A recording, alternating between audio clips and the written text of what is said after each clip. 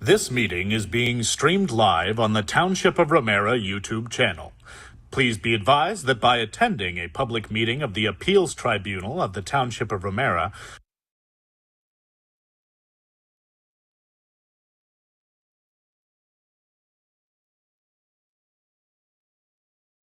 in accordance with Section 4, today's meeting is being streamed live on the Township of Ramara YouTube channel.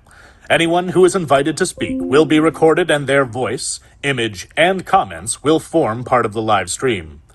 The Chair and/or Secretary-Treasurer have the discretion and authority at any time to direct the termination or interruption of live streaming. Such direction will only be given in exceptional circumstances where deemed relevant. Circumstances may include instances where the content of debate is considered misleading, defamatory, or potentially inappropriate to be published. Attendees are advised that they may be subject to legal action if their actions result in inappropriate and/or unacceptable behavior and/or comments. Please note that this meeting is being recorded and is also being live streamed, and that all/some attendees are participating by video conference. Accordingly, please be aware that other people may be able to see you, and take care not to screen share your computer. Anything that you broadcast may be captured by the recording.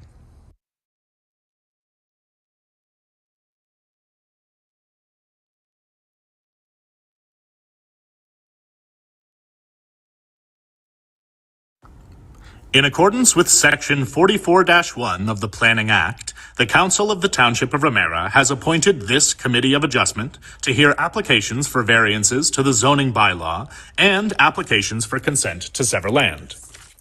The members of this committee are private citizens who are not members of council, nor are they employees. Committee members are provided with information about each application prior to the public hearing to enable them to review the sections of the township's bylaws which are relevant and to make a site visit if needed. No discussion of applications occur, nor will any decisions be made outside of the public hearing. The procedure for hearing applications is as follows. 1. The Secretary-Treasurer will describe the application and the extent of its processing to date. Number 2. The applicant or agent will be asked for his or her comments. Number 3. Members of the audience will be asked for their comments. Number 4. The applicant may then provide further information. Number 5. Committee members will then provide questions or comments to be followed by the decision of the committee.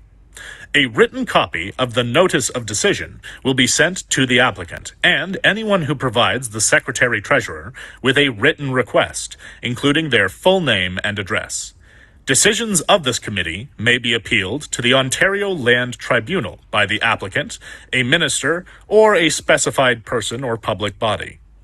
The procedure is included with the notice of decision, and if you wish to be advised of a possible land tribunal hearing, you must request in writing a copy of this committee's decision.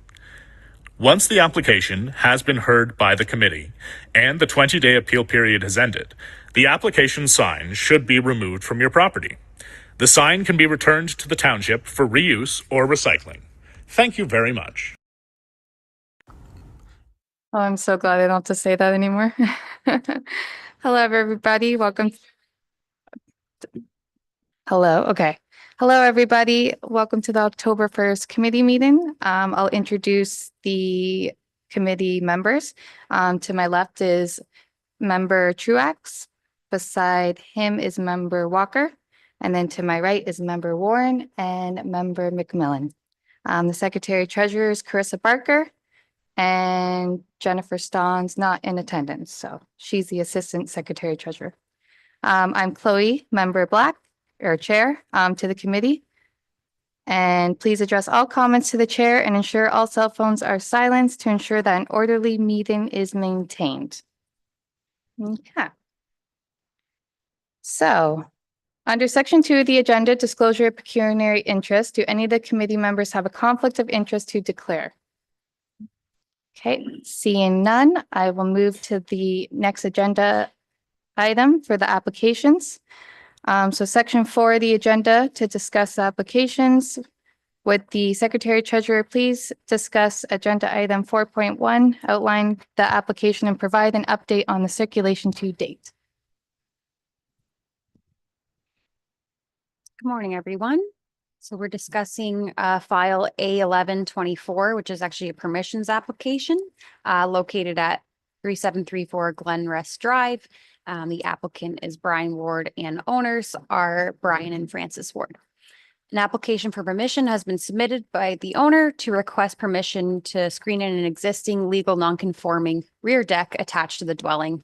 The existing dwelling encroaches the high water mark. The request is put forth in order to permit 10 square meters of this existing deck to be screened in, and the proposal will require a 3.4 meter variance to section 15.2F, which is a setback to the high water mark of Lake Simcoe. Requirement is 15 meters and proposes 11.6. In terms of circulation, both building and infrastructure departments commented no concerns.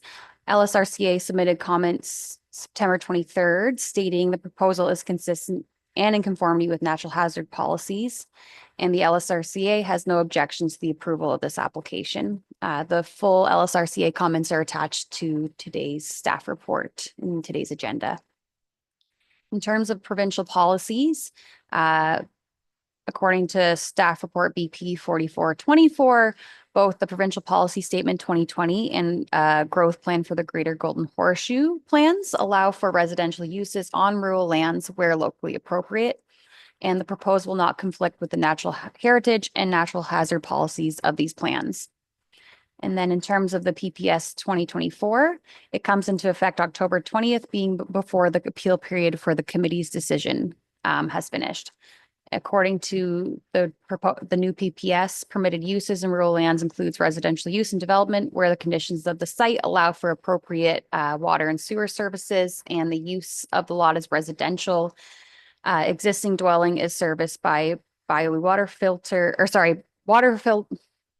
Waterloo biofilter sewage system and fronts an open road maintained by the township. The property does abut Lake Simcoe and is located in proximity to the McPhee Bay wetlands. And section 418 requires that any development or site alteration on adjacent lands to natural heritage features shall not be permitted unless the ecological function of the adjacent lands have been evaluated and have been demonstrated that there will be no negative impacts on the natural features or their ecological functions. The proposed screened-in portion of the deck that's existing won't be disturbing the earth of the lot, and it does not extend past beyond the current setback to the water. It's also located behind the existing dwelling that is in proximity to the wetland across the street. So it is staff's opinion that the proposal does not necessitate a natural heritage evaluation. And then in terms of the Lake Simcoe Protection Plan, the existing residential use is permitted under the designated policy 6.45. The LSRCA is requesting a planting plan.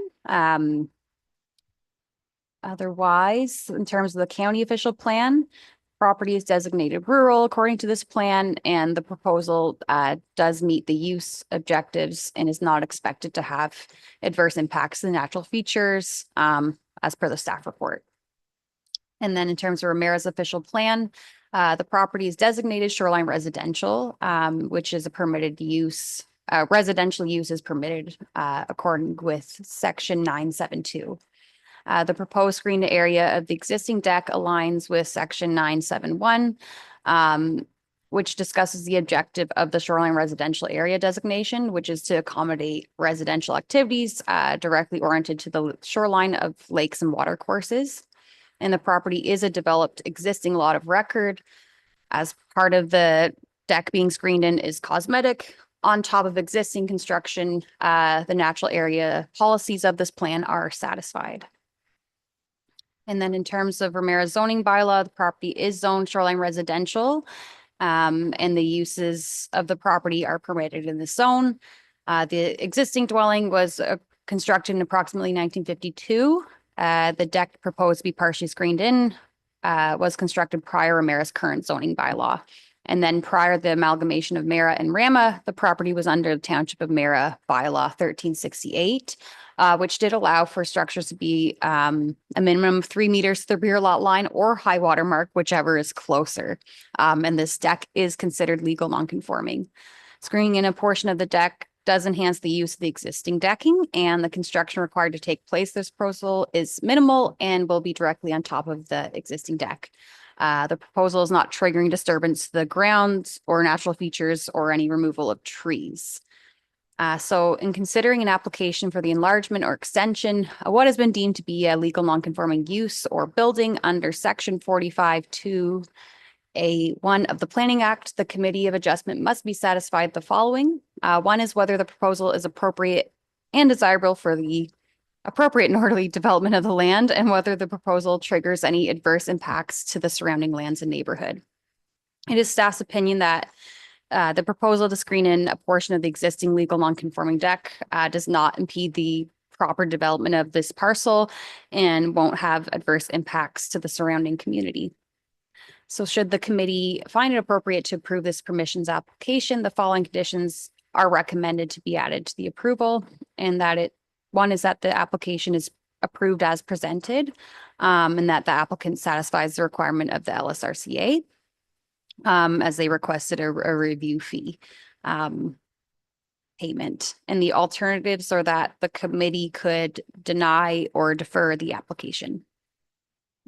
Perfect. Thank you, Secretary Treasurer. Is the applicant present?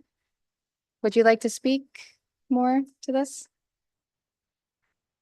If you'd like to, microphone's there, please. Yeah, I don't really have much to say other than, the purpose is we've used the area on the deck for years as an outdoor dining area, and we thought it would be nice to have it screened in and keep the bugs out when we're eating. So that's about it.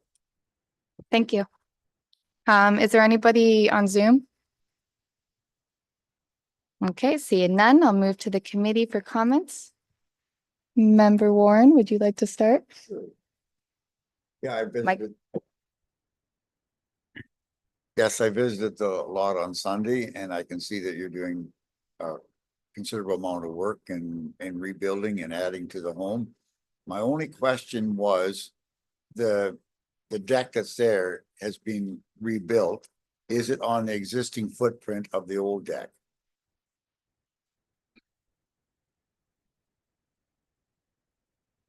Right. Yes, it is. Okay, that was my only concern, as long as we weren't changing dimensions on anything after the fact. So as far as I'm concerned, I have no problem with this application. I wish you well in your construction, and it looks like it will be nicely done when it's completed. Thank you. Member McMillan? Thank you. Yeah, I did a site visit there too, and quite happy with there. My only concern is in our recommendations here is the Lake Simcoe Conservation Authority is asking for a planting plan. I'm not sure what's involved in that. In my opinion, I think that a plant plan is kind of to prevent erosion and stuff like that. But as I see when I was there doing a site visit, you got big boulders there on stuff. The lake shore is well protected.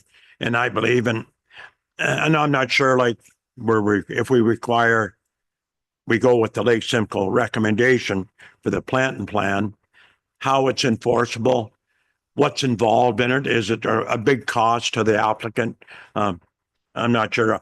Other than that, I have no issues, nothing, and I think it's a good thing. So I can, so when we originally did the approval for the construction, they asked for a planting plan as well. And at the time they said, well, I explained to them the waterfront, and they said, well, just scribble on it some bushes or something. But anyway, and in the end, they didn't really require it. So I'm going to assume that it's the same thing. And if they do, if they ask for it again, I'll resubmit what I already submitted. So it's not a cost, it's just a plan. Yeah. Thank you. Thank you. Member Truex? Yeah, I was by it. Everything, looks good. I got no problem at all with the application. Thank you. And Member Walker. I also went by and saw the sign and I have no concerns. Perfect. Thank you. Yes, same as well. I also had concerns with the LSRCA's requirements. I read the definition of development and site alteration in the Lake Simcoe Protection Plan as well as the OREG they identified in their comments. I disagree that this would be considered development, in my opinion. It's cosmetic on top of an existing structure, so I was going to suggest removing that condition. I don't think it's reasonable for this application, but if the planting plan is just a plan and at no cost to you, and you feel if you're not concerned about it, I guess we can put it in. What are your thoughts on that condition? Well, I guess I would appreciate if it was removed just in case they say something different this time around. Yeah, I'm struggling to consider this development and site alteration, either of the two. Like I said, I read the definitions. They always said it's a new structure, a new building, a severance, change of use, and quite frankly, it is cosmetic. Our staff report has identified that as well. So, what is everybody's thoughts on that? Through you, Madam Chair, I see no reason that they need a planting plan, really. You've got grass right to the lake. That's keeping erosion to a minimum. Your shoreline's protected. So what, and it's been there for years and years and years and nothing has changed. So I'd be for removing that stipulation if depending on what the other members feel. Yes, I could agree with that also. There's too much paperwork. Yes. I got no problem with removing that from the application. I agree also. So Chris, are they recommending the planting plan as part of the minor variance review or would we just be removing condition 2 altogether? So it's completely up to the committee, but I could remove condition 2 if that seems best. I mean, ultimately, property is regulated by LSRCA. So if they do require the review fee, I anticipate they would require that while processing the building permit. But yeah, in terms of I'm sorry to cut you off. I don't think it's appropriate for this application. If a building permit's required to screen in the deck, I think that it could be tackled under that application. I just think it's unreasonable to hold up this application that we're not even calling a minor variance, we're calling it a permissions application for this reason. Yep, so we can, if you'd like, I can just remove that condition and then if And then the If there's motion's anything the else. same, yep. Yeah. Is everybody in agreement with that? Perfect. Okay. So if all discussion is done, I would now put forth the recommended motion as presented on screen now, not on the staff report, that the application be approved with the one recommended condition that this application is approved as presented. Moved by Member Warren, second by Member Truax. All in favor? Perfect, and that's carried. Thank you. Thank you very much. You're welcome. All right. So that was the only application. So we will proceed to section 5 of the agenda to discuss minutes from the last meeting. Please advise if you see any errors or omissions requiring a revision. Okay, nope, seeing none. Perfect. Can I have a motion that the draft minutes from September 10th, 2024 meeting be approved as presented? Moved by Member McMillan, second by Member Walker. All in favor? And that motion's carried. I can't vote because I wasn't there. And then any new or unfinished business, section 6 of the agenda. I'm seeing none on the agenda, so does any of the members have anything they'd like to bring up? Thank you, Madam Chair. Just a question. On the application across the road here, is it going to appeal tribunal? Yes, yes, it is. And when will that take place? I'm not 100% sure as of yet. I don't think we've received a hearing date, but I can provide an update to the committee. I believe that because it's not I'll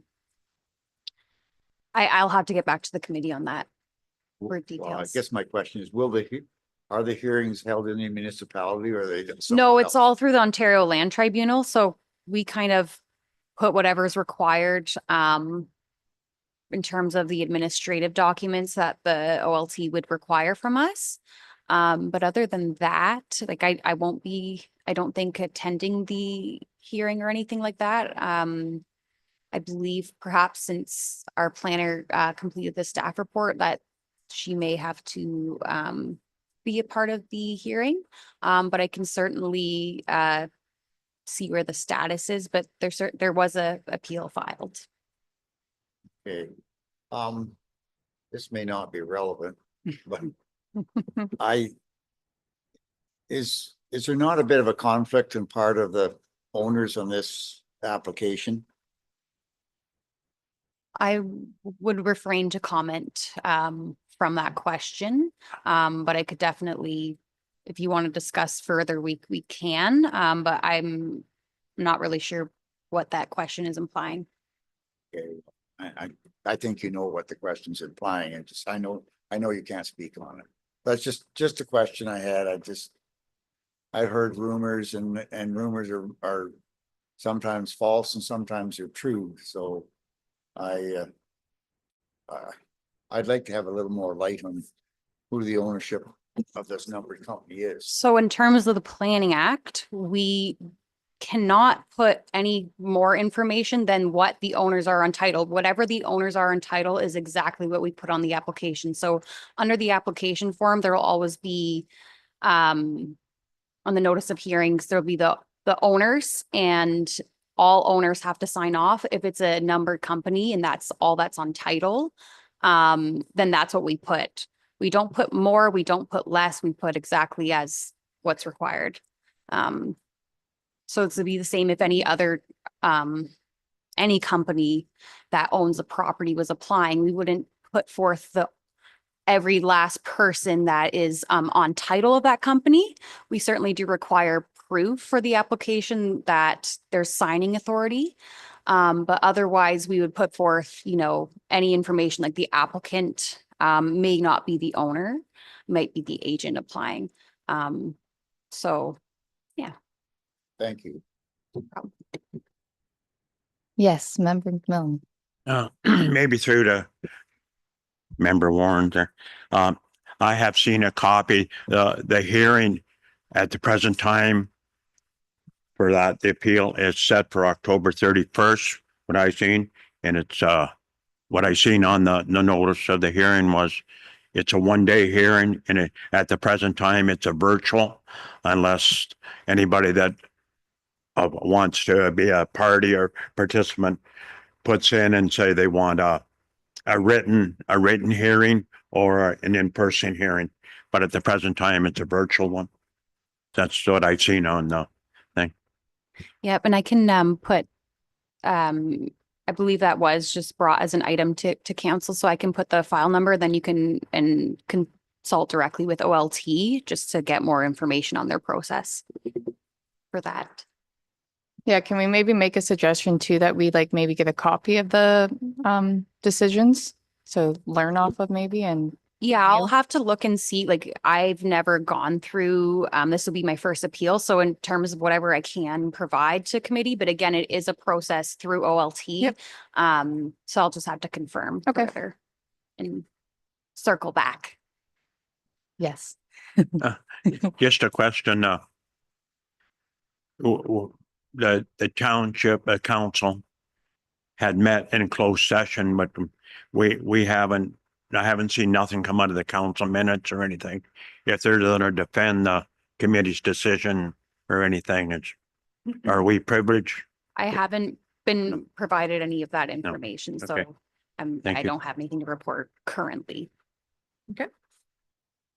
Any other discussion, comments? Yes. Oh, okay. I just wanted to bring forth Member Black, McMillan, and Walker, as well as myself. We attended the OCA 2024 Fall Seminar, which was designed basically to provide valuable insights and practical tools that can be applied to secretary treasurers, committee members, consent officials, etc., across the province. And I think we all found it beneficial, and just stemming from the seminar and seeing discussions with other secretary treasurers. We're thinking about doing an update to this committee of adjustment meetings, either on a quarterly or bi-monthly basis, to include training. The training might be like it could be closed session at the end of the meeting, like a 15-20 minute. It would kind of be, we'd have to discuss further to see what that looks like, but we would like to bring something forth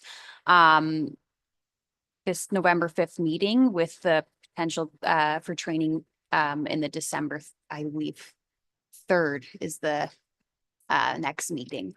So just wanted to kind of keep you posted on that. I know a lot of committees and discussions with the secretary treasurers, they are doing either quarterly or even some of them monthly training.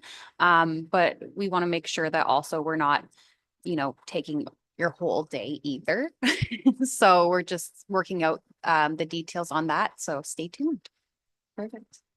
Yeah, I was going to ask about that, especially with the new PPS 2024 coming into effect on October 20th. I was going to ask if there was any plan to provide the brief or some sort of staff report on highlighting the changes, or if we were just expected to kind of read it on our own and ask questions. So that might be something to work in then. Yeah, so last agenda, we put kind of a high level summary, but we can definitely go more deep into the PPS if that's what committee would like for kind of the first training session, if that's of interest. Okay. Perfect. All right, if there's no further items to discuss, can I please have a motion to adjourn? Moved by Member Walker, second by Member Truax, that the Committee of Adjustment meeting adjourn at 9:57 a.m. All in